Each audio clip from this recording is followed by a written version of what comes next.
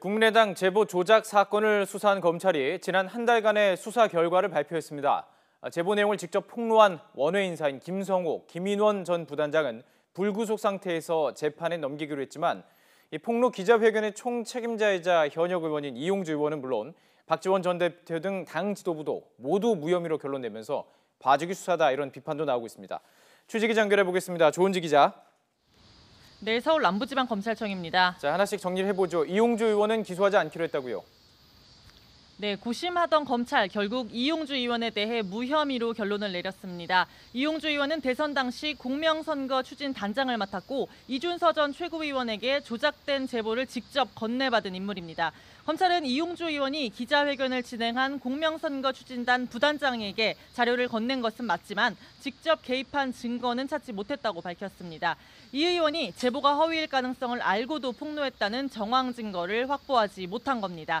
이용주 의원은 검찰 출두를 앞둔 이유미 씨가 6월 24일 사실은 제보자가 없다. 내가 친동생과 짜고 만들었다. 이 말을 듣고 제보가 가짜라는 것을 처음 인지했다고 주장했습니다. 특히 기자회견이 열린 5월 5일과 5월 7일 지방에서 선거운동 중이었다고 해명했습니다. 지난주 수요일 이용주 의원을 8시간 조사한 검찰은 법리 검토 끝에 결국 이 의원은 혐의점이 없다고 판단했습니다. 대신 실제 기자회견을 진행한 김성호와 김인원 전 부단장은 불구속 상태에서 재판에 넘기기로 했습니다.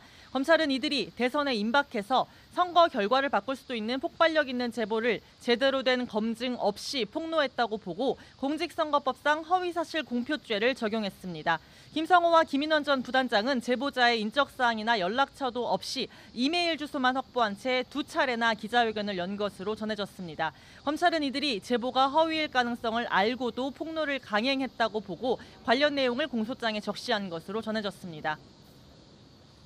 네, 이 사건 초기부터 사실 모든 관심이 이제 윗선 얼마나 관여했을까 이 부분입니다.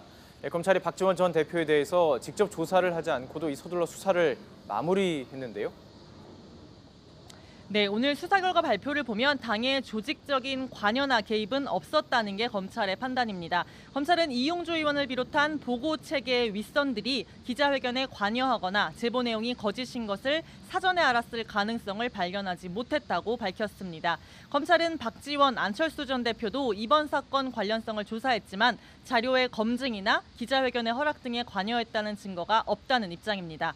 박 전 대표는 기자회견을 앞둔 5월 1일 이준서 전 최고위원에게 직접 제보 파일을 받고 36초간 통화한 사실이 드러났습니다. 박 전 대표의 지시나 개입 혹은 암묵적 인지 등 의혹이 불거졌지만 검찰은 혐의 유무를 밝히는 데 충분한 조사를 했다 이렇게만 밝혔습니다. 하지만 방금 전 박지원 전 대표는 본인 페이스북을 통해 이번 사건과 관련해 검찰로부터 서면, 전화, 소환 조사를 받은 사실이 없고 비서관이 서면 조사만 받았다고 글을 올렸습니다. 검찰은 이번 사건을 열성적인 일부 당 관계자의 일탈로 봤지만 당 지도부 조사를 피한 사실이 드러나면서 이른바 봐주기 수사 논란에서 자유롭기 힘들게 됐습니다.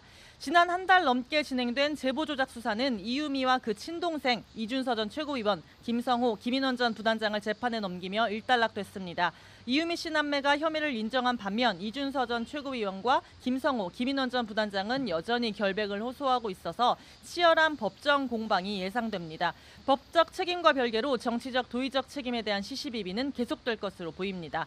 지금까지 서울 남부지방검찰청에서 YTN 조은지입니다.